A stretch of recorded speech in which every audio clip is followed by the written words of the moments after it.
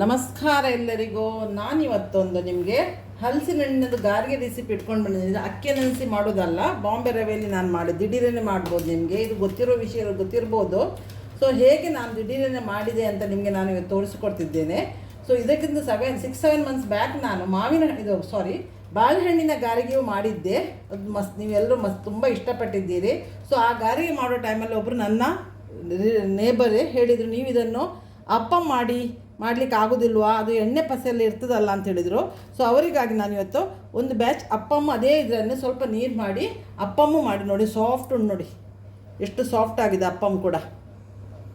ಗಾರಿಗೆಯೂ ನಾನು ತೋರಿಸ್ತೇನೆ. ಹೊರಗಡೆ ಗರಿಗರಿಯಾಗಿರ್ತದೆ ಇದು ಗಾರಿಗೆ, ಒಳಗಡೆ ಇಷ್ಟು ಸಾಫ್ಟ್ ಆದ ಇದು ಬಾಂಬೆ ರವೆಯಲ್ಲಿ ಮಾಡಿದ ಗಾರಿಗೆ. ಈ ಗಾರಿಗೆ ನಿಮಗೆ ಇಷ್ಟ ಆಗ್ಬೋದಂತ ಭಾವಿಸಿದ್ದೇನೆ. ನಾನು ಇವತ್ತು ಹಲಸಿನ ಹಣ್ಣಿನದ್ದು ಆ್ಯಕ್ಚುಲಿ ನಾನು ಇದು ಹಲಸಿನ ಹಣ್ಣು ತಂದದ್ದು ನಾನು ಹಲಸಿನ ಹಣ್ಣು ತಂದದ್ದು ನಾನು ಹೋಳಿಗೆ ಮಾಡಬೇಕಂತ ತಂದ ನಂತರ ನಾನು ಕ್ಲೀನ್ ಮಾಡಿ ಆದ ಕೂಡ ನನಗೆ ಹುಷಾರಿಲ್ಲ, ಜ್ವರ ಬರಲಿಕ್ಕೆ ಸ್ಟಾರ್ಟ್ ಆಯಿತು. ಸೊ ಅದಕ್ಕಾಗಿ ನಾನು ಫ್ರಿಜ್ಜಲ್ಲಿ ಇಟ್ಟೆ. ಸೊ ಯಾವಾಗಲೂ ಹೋಳಿಗೆ ಮಾಡುವಾಗ ಫ್ರೆಶ್ ಆದ ಹಲಸಿನ ಹಣ್ಣು ಇರಬೇಕು, ಗಟ್ಟಿಯಾದ ಹಲಸಿನ ಹಣ್ಣು. ಅದು ಫ್ರಿಜ್ಜಲ್ಲಿ ಇಟ್ಟ ಕೂಡ ಫ್ರೀಜಲ್ಲಿ ಇಟ್ಟ ಕೂಡ ನೀರಾಗಿ ಆಗ್ತದೆ. ಸೊ ಅದಕ್ಕಾಗಿ ನಾನು ದಿಢೀರನೆ ನಾನು ಇವತ್ತೊಂದು ಇದನ್ನು ಮುಲ್ಕ ಹೇಳ್ತಾರೆ, ಇದಕ್ಕೆ ಗಾರಿಗೆ ಹೇಳ್ತಾರೆ. ಇಲ್ಲಿ ಉಡುಪಿ ಮಂಗಳೂರು ಭಾರಿ ಫೇಮಸ್ ಇದು ಹಲಸಿನ ಹಣ್ಣಿನದು ಮುಲ್ಕ. ಸೊ ಇದು ರೆಸಿಪಿಯನ್ನು ನಿಮಗೆ ನಾನು ಇವತ್ತು ಮಾಡಿ ತೋರಿಸ್ತಿದ್ದೇನೆ. ಬನ್ನಿ ನೋಡಿ ಕಲಿಯಿರಿ. ನಾನೀಗ ಹಲಸಿನ ಹಣ್ಣಿನ ಗಾರಿಗೆ ಹೇಗೆ ಮಾಡೋದನ್ನು ತೋರಿಸ್ಕೊಡ್ತಾ ಇದ್ದೇನೆ. ಅದಕ್ಕೆ ನಾನು ಹಲಸಿನ ಹಣ್ಣು ತಗೊಂಡಿದ್ದೇನೆ. ಬಟ್ ಇದು ಎಂತ ಆಯ್ತಂದರೆ, ನಾನು ಹಲಸಿನ ಹಣ್ಣು ಇಲ್ಲಿ ನಮ್ಮ ಎದುರುಗಡೆ ಅಂಗಡಿಯಲ್ಲಿ ಸಿಗ್ತದೆ. ನಾನು ಇದನ್ನು ಹೋಳಿಗೆ ಮಾಡಬೇಕಂತ ಹಲಸಿನ ಹಣ್ಣು ತಂದದ್ದು. ಅದು KG ಗಟ್ಟಲೆಯಲ್ಲಿ ಇವರು ಕೊಡ್ತಾರೆ, ಅವರೇ ಕಟ್ ಮಾಡಿ ಕೊಡ್ತಾರೆ. ಸೊ ತಂದ ನಂತರ ನನಗೆ ಹುಷಾರಿಲ್ಲದೆ ನಾನು ಮಾಡಲಿಕ್ಕೆ ಆಗಲಿಲ್ಲ. ಸೊ ಇದು ಸಾಫ್ಟ್ ಆಗಿದೆ. ಸಾಫ್ಟ್ ಆದರೆ ಹೋಳಿಗೆ ಮಾಡಲಿಕ್ಕೆ ಆಗೋದಿಲ್ಲ. ನಾನು ಅದಕ್ಕೆ ಇನ್ನೊಂದು ದಿವಸ ನಿಮಗೆ ಹೋಳಿಗೆಯನ್ನು ಮಾಡಿ ತೋರಿಸ್ತೇನೆ. ಹಲಸಿನ ಹಣ್ಣಿದ್ದು ಈಗ ಸೀಸನಲ್ಲ ಹಲಸಿನ ಹಣ್ಣಿದ್ದು, ಅದಕ್ಕೆ ನಾನೀಗ ಗಾರಿಗೆ ಮಾಡಿ ತೋರಿಸ್ತಾ ಇದ್ದೇನೆ. ಬಟ್ ನಾನು ಗಾರಿಗೆ ಕೂಡ ಇದು ಸಡನ್ ನಾನು ಪ್ಲ್ಯಾನ್ ಮಾಡಿದ್ದು. ನನ್ನ ಮನೆಯವರಿಗೆ ಎಲ್ಲರೂ ಹಲಸಿನ ಹಣ್ಣು ಗಾರಿಗೆ ತಿನ್ನಬೇಕಂತಾಗಿದೆ. ಸೊ ಎಂತ ಮಾಡಿದೆ ಅಂತ ನಾನು ಅದಕ್ಕೆ ಅಕ್ಕಿ ನೆನೆಸೋ ಪ್ರೋಸೆಸ್ಗೆ ಏನು ಹೋಗಲಿಲ್ಲ. ದಿಢೀರನೆ ನೀವು ಮಾಡ್ಬೋದು. ಅಕ್ಕಿ ಅದನ್ನು 2 ಗಂಟೆ ಅದನ್ನು ನೆನೆಸಿಡಬೇಕಾಗ್ತದೆ. ಅದಕ್ಕಾಗಿ ನಾನು ದಿಢೀರನೆ ಹೇಗೆ ಹಲಸಿನ ಹಣ್ಣಿನ ಗಾರಿಗೆ ಮಾಡೋದು ಅಂತ ನಿಮಗೆ ನಾನೀಗ ತೋರಿಸಿಕೊಡ್ತಿದ್ದೇನೆ. ಅದಕ್ಕೆ ನಾನು ಬಾಂಬೆ ರವೆ ಹಾಕಿ ಮಾಡ್ತಾ ಇದ್ದೇನೆ. ಇದು ಒಳ್ಳೆಯದಾಗ್ತದೆ. ಇದು ಫ್ರಿಜ್ಜಲ್ಲಿ ಇಟ್ಟದ್ದು 2 ದಿವಸ ಆಯ್ತದೆ. ಫ್ರಿಜ್ಜಲ್ಲಿ ಇಟ್ಟಿದ್ದೆ, ಫ್ರೀಸರಲ್ಲಿ ನೀವು ಇಡ್ಬೋದು. ಮತ್ತು ಇನ್ನೊಂದು ದಿವಸ ನಾನು ಹಲಸಿನ ಹಣ್ಣು ಸಿಕ್ಕಿದರೆ ನೀವು ಒಂದು 1 ಇಯರ್ ತನಕ ಹಲಸಿನ ಹಣ್ಣನ್ನು ಫ್ರೋಝನ್ ಮಾಡಿ ಹೇಗೆ ಇಡ್ಬೋದು ಅದನ್ನು ಪ್ರೋಸೆಸನ್ನು ನಾನು ಇನ್ನೊಂದು ದಿವಸ ಹಲಸಿನ ಹಣ್ಣು ಸಿಕ್ಕಿದರೆ ನಾನು ನಿಮಗೆ ತೋರಿಸ್ತೇನೆ. ಈಗ ನಾನು ಹಲಸಿನ ಹಣ್ಣು ಗಾರಿಗೆ ಹೇಗೆ ಮಾಡೋದಂತ ನಾನು ನಿಮಗೆ ತಿಳಿಸಿಕೊಡ್ತೇನೆ. ಈಗ ಮಿಕ್ಸಿ ಜಾರಿಗೆ ನಾನು ಹಲಸಿನ ಹಣ್ಣು ಹಾಕಿದೆ. ಏನು ಮೆಜರ್ಮೆಂಟ್ ನೀವು ಬೇಕಾಗಿಲ್ಲ, ಅದನ್ನು ಹೇಳ್ತೇನೆ. ಇದು ಹಲಸಿನ ಹಣ್ಣು ಆಲ್ರೆಡಿ ಸಿಹಿ ಉಂಟು. ಇದಕ್ಕೆ ನಾನು ಸ್ವಲ್ಪ ಬೆಲ್ಲ ಹಾಕ್ತೇನೆ, ಇದು ರೊಟ್ಟಿನ ಗ್ರೈಂಡ್ ಆಗಿ ಬರಲಿ. ಸ್ವಲ್ಪ ಬೆಲ್ಲ ಹಾಕಿದೆ, ಇದು ಬೆಲ್ಲದ ಕ್ಯೂಬ್ಸ್. ಮತ್ತು ಪೆಪ್ಪರ್ ಹಾಕ್ತೇನೆ, ಇದು ಸ್ವಲ್ಪ ಡೈಜೆಷನ್ಗೆ ಒಳ್ಳೆಯದಾಗ್ತದೆ. ಕೆಲವರು ಇದು ಹಾಕ್ತಾರೆ ಅಂತ ಕಾರ್ಡಮಮ್ ಹಾಕ್ತಾರೆ, 2 ಏಲಕ್ಕಿಯನ್ನು ಹಾಕ್ತಾರೆ. ಸೊ ನಾನು ಹಾಕೋದಿಲ್ಲ, ನನಗೆ ಹಲಸಿನ ಹಣ್ಣಿನದ್ದೇ ಸ್ಮೆಲ್ ಬೇಕು. ಸೊ ನಾನು ಕಾರ್ಡಮಮ್ ಹಾಕೋದಿಲ್ಲ. ಈಗ ಇದು ಮಿಕ್ಸಿ ಜಾರಲ್ಲಿ ಇದನ್ನು ಪೇಸ್ಟ್ ಮಾಡಿ ತರ್ತೇನೆ.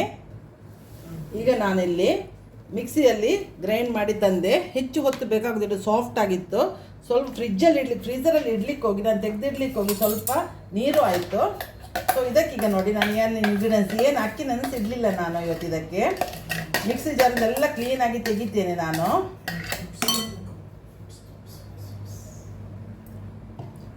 ಈಗ ನೋಡಿ ಪೇಸ್ಟನ್ನು ಇದಕ್ಕೆ ಹಾಕಿದ್ದೇನೆ.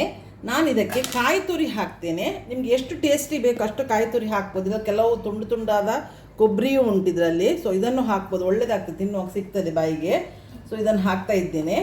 ಕಾಯಿ ತುರಿ ರುಚಿಗೆ ಹಾಕ್ಬೋದು, ಒಂದು ಅರ್ಧ ಕಪ್ಪಿನಷ್ಟು ಹಾಕಿ, ಒಳ್ಳೆಯದಾಗ್ತದೆ. ಇದನ್ನು ನಾನೀಗ ಮಿಕ್ಸ್ ಮಾಡ್ತೇನೆ. ಉಪ್ಪು ಹಾಕ್ತೇನೆ. ಬೆಲ್ಲ ಎಲ್ಲ ಹಾಕಲಿಕ್ಕೆ ಸ್ವಲ್ಪ ಉಪ್ಪು ಸಾಕಾಗ್ತದೆ. ಬೆಲ್ಲವು ನಿಮಗೆ ಎಷ್ಟು ರುಚಿಗೆ ಬೇಕು. ಇದು ನಾನು ಸಾಯಂಕಾಲ ತಿಂಡಿಗೆ ಮಾಡೋದು. ಸ್ವಲ್ಪ ಇಲ್ಲಿ ಮಳೆಯೂ ಬರ್ತಾ ಉಂಟು. ಸೊ ಅದಕ್ಕಾಗಿ ಸಾಯಂಕಾಲ ತಿಂಡಿಗೆ ಮಾಡುವ ಅಂತ. ಇದು ಇಲ್ಲಿ ಎಲ್ಲರೂ ಈಗ ಎಲ್ಲ ಯೂಟ್ಯೂಬಲ್ಲಿ ಇದು ಇರ್ತದೆ, ಏನು ಕಾಮನ್ ಇದೆ, ಏನು ವಿಶೇಷತೆ ಏನಿಲ್ಲ. ಬಟ್ ನಾನು ಇದು ದಿಢೀರನೆ ಇನ್ಸ್ಟೆಂಟಾಗಿ ಮಾಡೋದು ನಿಮಗೆ ತೋರಿಸ್ತಾ ಇರ್ತೇನೆ. ಈಗ ನೋಡಿ, ನಾನು ಅಕ್ಕಿ ನೆನೆಸಲಿಲ್ಲಲ್ಲ. ಈಗ ಬಾಂಬೆ ರವೆ ನಾನು ತಗೊಂಡಿದ್ದು. ಇದು ಎಷ್ಟು ಗಟ್ಟಿ ಆಗಲಿಕ್ಕೆ ನಿಮಗೆ ಎಷ್ಟು ಬೇಕು ಅಷ್ಟು ನೀವು ಬಾಂಬೆ ರವೆ ಹಾಕಿ. ನನಗೆ 1 ಕಪ್ ತಗೊಂಡಿದ್ದೇನೆ. ಅಕ್ಕಿಯೇ ನೆನೆಸಿಟ್ಟು ಮಾಡಬೇಕಂತ ಏನಿಲ್ಲ, ಈ ಥರ ದಿಢೀರನೆ ಮಾಡ್ಬೋದು. ಇಲ್ಲಿ ಉಡುಪಿ ಮಂಗಳೂರು ಬದಿಯಲ್ಲಿ ಎಲ್ಲರ ಮನೆಯಲ್ಲಿ ಹಲಸಿನ ಹಣ್ಣು ಟೈಮಲ್ಲೇ ಹಲಸಿನ ಹಣ್ಣು ಕಡುಬು ಅಂತ ಗಟ್ಟಿ ಅಂತ ಮಾಡ್ತಾರೆ, ಮತ್ತು ಇದನ್ನು ಮಾಡ್ತಾರೆ. ಮತ್ತು ಇದು ಸ್ವಲ್ಪ ರವೆಯನ್ನು ಮಾತ್ರ ನೀವು ಕಲಸಿ ಒಂದು 10 ನಿಮಿಷ 5 ನಿಮಿಷದ 10 ನಿಮಿಷ ಇಡಬೇಕು. ಯಾಕಂದರೆ ಅದು ಗಟ್ಟಿ ಆಗ್ತದೆ, ಹಲಸಿನ ಹಣ್ಣನ್ನೆಲ್ಲ ಅದು ಎಳ್ಕೊಳ್ತದೆ, ಸ್ವಲ್ಪ ಗಟ್ಟಿ ಬರ್ತದೆ. ಸ್ಟಾರ್ಟಿಂಗೇ ನೀವು ಒಂದಷ್ಟು ಗಟ್ಟಿ ಮಾಡಲಿಕ್ಕೆ ಹೋಗಬೇಡಿ, ಅದು ರವೆ ಎಳ್ಕೊಳ್ತದಲ್ಲ ನೀರಿನ ಅಂಶವನ್ನೆಲ್ಲ. ಸ್ವಲ್ಪ ಹಾಕ್ತೇನೆ ಅಷ್ಟೇ, ಇದು ನೀರೇ ಉಂಟು. ನಾನು ನಿಮಗೆ ಮತ್ತೆ ಗಟ್ಟಿ ಆದ ನಂತರ ತೋರಿಸ್ತೇನೆ. ನಾನು ನಿಮಗೆ ಇದನ್ನೊಂದು 10 ಮಿನಿಟ್ಸ್ ಇಡ್ತೇನೆ. ಅಷ್ಟೊತ್ತಿಗೆ ಎಣ್ಣೆ ಕಾಯಲಿಕ್ಕೆ ಇಡ್ತೇನೆ. ಚೆಂದ ಮಾಡಿ ಕಲಿಸುವ. ಏಲಕ್ಕಿ ಹಾಕೋರು ಹಾಕ್ಬೋದು, ಕಾರ್ಡಮಮ್, ಬಟ್ ನಾನು ಹಾಕೋದಿಲ್ಲ. ನನಗೆ ಹಲಸಿನ ಹಣ್ಣಿನದೇ ಸ್ಮೆಲ್ ಬೇಕು, ಸೊ ಅದರದ್ದೇ ಸ್ಮೆಲ್ ಒಳ್ಳೇದಿರ್ತದೆ.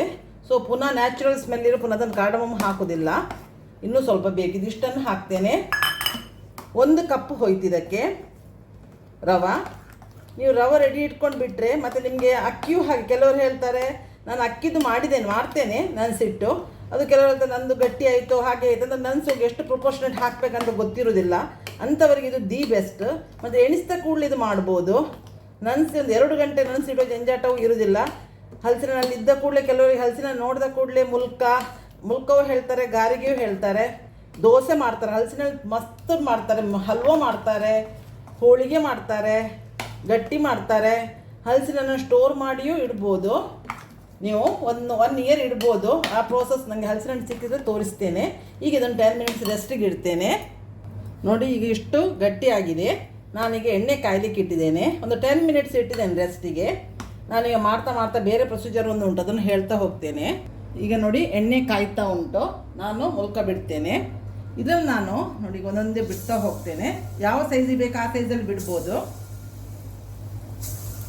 ನೀವು ಅಕ್ಕಿ ನೆನೆಸಿಟ್ಟು ಮಾಡ್ಬೋದು. ಒಂದು ವೇಳೆ ನಿಮಗೆ ಮೆಜರ್ಮೆಂಟ್ ತಪ್ಪಿ ಹೋದರೆ ಅಕ್ಕಿ ನೆನೆಸಿಟ್ಟದಲ್ಲಿ ಒಂದು ವೇಳೆ ಹಲಸಿನ ಹಣ್ಣು ನೀರಾಗಿದ್ದರೆ ನಿಮಗೆ ಇಲ್ಲಿ 2 ಟೈಪಿನ ಹಲಸಿನ ಹಣ್ಣು ಬರ್ತದೆ.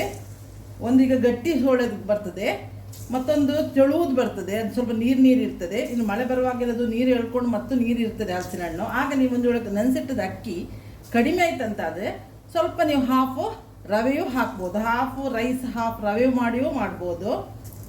ನಾನು ಎಲ್ಲರಿಗಿಲ್ಲಿ ಸೌತ್ ಇಂಡಿಯನ್ಸ್ ಎಲ್ಲರಿಗೂ ಗೊತ್ತಿರ್ತಾರೆ, ಉಡುಪಿ ಮಂಗಳೂರು ಬದಿಯವ್ರಿಗೆ ಇದೇನು ವಿಶೇಷ ತಿಂಡಿ ಏನಲ್ಲ. ಮತ್ತು ನನ್ನ ಸಬ್ಸ್ಕ್ರೈಬರ್ ಬೇರೆ ಇದ್ದಾರಲ್ಲ ಅವರಿಗಿದು ಯೂಸ್ ಆಗಲಿ ಅಂತ. ಮತ್ತು ಇದು ಸೀಸನಲ್ ಅಲ್ಲ, ಈಗ ಸಿಕ್ಕುದು ಫ್ರೂಟ್ ಅಲ್ಲ ಇದು. ನಾನು ಮ್ಯಾಂಗೋದು ಮೊನ್ನೆ 2-3 ರೆಸಿಪಿ ಹಾಕಿದೆ. ಹಾಗೆ ನಿಮಗೆ ಇದು ಹಲಸಿನ ಹಣ್ಣಿದ್ದು ಹಾಕಿದ್ದು. ಇದೀಗ ಎಣ್ಣೆ ಮಾತ್ರ ತೆಂಗಿನ ಎಣ್ಣೆಯಲ್ಲಿ ಫ್ರೈ ಮಾಡಬೇಕು. ಗಾರಿಗೆ ಅನ್ನೋದು ನೆನಪಿಟ್ಕೊಳ್ಳಿ, ಟ್ರೆಡಿಷನಲ್ ರೆಸಿಪಿ ಇದು. ತೆಂಗಿನ ಎಣ್ಣೆಯಲ್ಲಿ ಫ್ರೈ ಆಗಬೇಕು.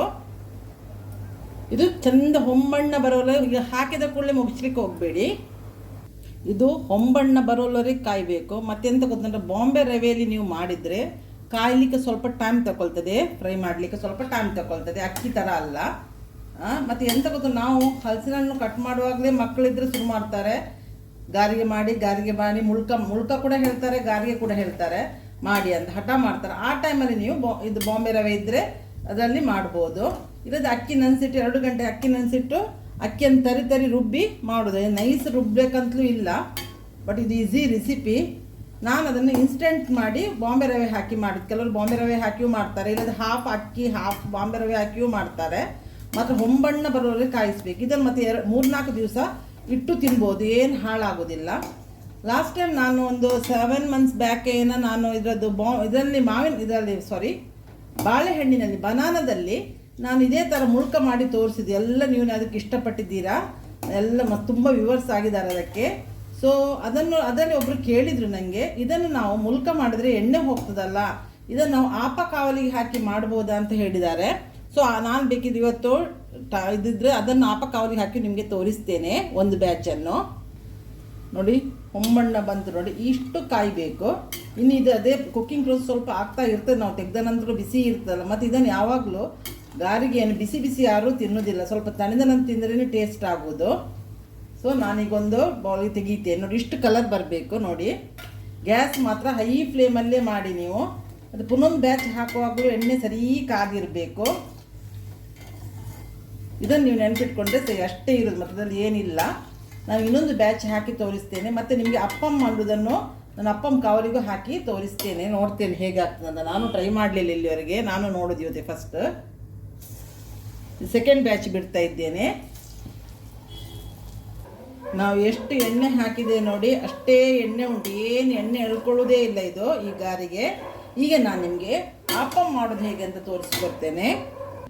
ಈಗ ಅಪ್ಪಂ ಮಾಡಲಿಕ್ಕೆ ನಾನು ಕಾವಲಿ ಇಟ್ಟಿದ್ದೇನೆ, ಅಪ್ಪಂ ಕಾವಲಿ. ಈಗ ನಾನು ಅದೇ ಹಿಟ್ಟಿಗೆ ನೋಡಿ, ಇದು ಹಿಟ್ಟು ಸ್ವಲ್ಪ ಗಟ್ಟಿ ಉಂಟಲ್ಲ, ಇದಕ್ಕೆ ಸ್ವಲ್ಪ ಒಂದು 2 ಚಮಚದಷ್ಟು ನೀರು ಹಾಕ್ತೇನೆ. ಸೇಮ್ ಹಿಟ್ಟು ಮತ್ತು ಏನು ಹಾಕೋದಿಲ್ಲ, ಅದೇ ಹಿಟ್ಟಿಗೆ 2 ಸ್ಪೂನಷ್ಟು ನಾನು ನೀರು ಹಾಕಿದೆ. ಕಾವಲಿ ಕಾಯ್ತಾ ಉಂಟು. ಹೆಚ್ಚು ನೀರು ಬೇಡ ನೋಡಿ, ಈ ಹದಕ್ಕೆ ನಾನು ಬೀಡು ಹಾಗೆ ಅದಕ್ಕೆ, ಅದು ಅಂಬಡೆ ಥರ ಇತ್ತಲ್ಲ ಆಗ, ಅದಕ್ಕೆ 2 ಸ್ಪೂನ್ ನೀರು ಹಾಕಿದ್ದು. ಈಗ ಸ್ವಲ್ಪ ತುಪ್ಪ ಸವರುವ ನಾವು ಅಪ್ಪಂ ಕಾವಲಿಗೆ, ಸ್ವಲ್ಪ ಟೇಸ್ಟ್ ಆಗ್ತದಲ್ಲ. ಇದು ನಾನು ಇಲ್ಲಿವರೆಗೆ ಟ್ರೈ ಮಾಡಲಿಲ್ಲ. ಅವರು ನಮ್ಮದು ನೇಬರು, ಅವರು ಲಾಸ್ಟ್ ಟೈಮ್ ನಾವು ಹಾಕುವಾಗ ಅವ್ರು ಕೇಳಿದರು, ಸ್ವಲ್ಪ ಆಯಿಲ್ ಇದರಲ್ಲಿ ಇದ್ದವರಿಗೆ, ಹೆಲ್ತ್ ಇಶ್ಯೂಸ್ ಇದ್ದವರಿಗೆ, ಆಯಿಲ್ ತಿನ್ನಲಿಕ್ಕೆ ಆಗಬಾರ್ದಂತಿದ್ದವರಿಗೆ ಅಪ್ಪಂ ಮಾಡ್ಬೋದಾ ಕೇಳಿದರು ಅವರು. ಸೊ ಮಾಡ್ಬೋದಂತ ಹೇಳಿದ್ದೆ ನಾನು ಅವರಿಗೆ, ಅದಕ್ಕೆ ತೋರಿಸ್ಲಿಕ್ಕಂತಾಗಿ ಈಗ ಮಾಡ್ತಾ ಇದ್ದೇನೆ. ಈಗ ನೋಡಿ ಇದು ಕಾಯಿತು, ನಾನು ಅಪ್ಪಂ ಎರೆದು ತೋರಿಸ್ತಾ ಇದ್ದೇನೆ ನಿಮಗೆ.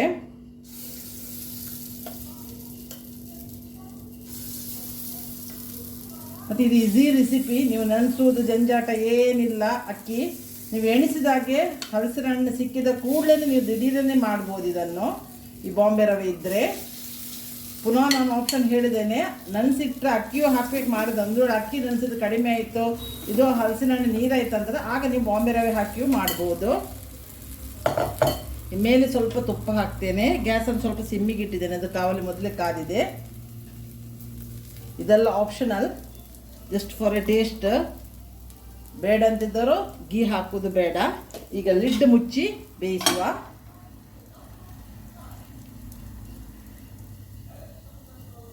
ಈಗ ಲಿಡ್ ಮುಚ್ಚಿ ಬೇಯಿಸಿ.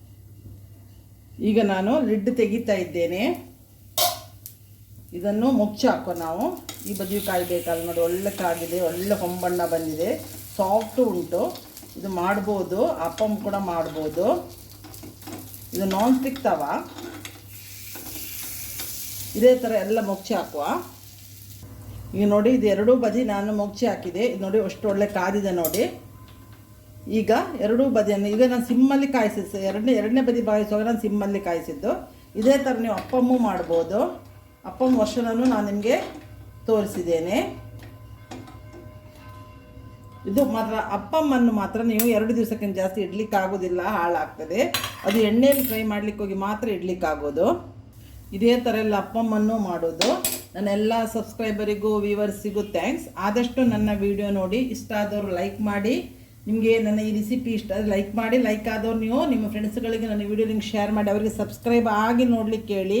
ಸಬ್ಸ್ಕ್ರೈಬ್ ಆಗದವ್ರು ಮಾತ್ರ ಸಬ್ಸ್ಕ್ರೈಬ್ ಆಗಲಿಕ್ಕೆ, ಒಂದೇ ಸಲ ಸಬ್ಸ್ಕ್ರೈಬ್ ಆಗಲಿಕ್ಕೆ ಇರುವುದು. ಸೊ ನನಗೆ ನೀವು ಸಪೋರ್ಟ್ ಮಾಡಿ. ನಾನು ಒಳ್ಳೊಳ್ಳೆ ರೆಸಿಪಿಯನ್ನು ಹಾಕ್ತೇನೆ. ಇದು ಸೀಸನಲ್ ರೆಸಿಪಿ, ಯಾಕಂದರೆ ಈಗ ಮಾವಿನ ಹಣ್ಣು ಮತ್ತು ಹಲಸಿನ ಹಣ್ಣು ಈ ಸೀಸನಲ್ಲಿ ಸಿಗ್ತದೆ ಉಡುಪಿ ಮಂಗಳೂರು ಬದಿ. ಸೊ ಅದಕ್ಕಾಗಿ ಇದು ಎಲ್ಲರಿಗೂ ಗೊತ್ತಿರೋ ರೆಸಿಪಿ. ಆದರೂ ನಾನು ಇದಕ್ಕೆ ಬಾಳೆಹಣ್ಣನ್ನು ಹಾಕ್ಲಿಕ್ಕೆ ಹೋಗಿ ಇದೊಂದು ವರ್ಷನ್ ಅದು ಕೂಡ ದಿಢೀರೇ ಮಾಡ್ಬೋದು ಅಂತ ನಿಮಗೆ ಈ ವರ್ಷನನ್ನು ತೋರಿಸಿಕೊಟ್ಟದ್ದು. ನಾನು ಬರುವಾಗ ಒಂದು ಒಳ್ಳೆ ರೆಸಿಪಿಯನ್ನು ಬಂದು ನಿಮ್ಮನ್ನು ಮೀಟ್ ಆಗ್ತೇನೆ. ಅಲ್ಲಿವರೆಗೆ ಬಾಯ್, ಥ್ಯಾಂಕ್ ಯು.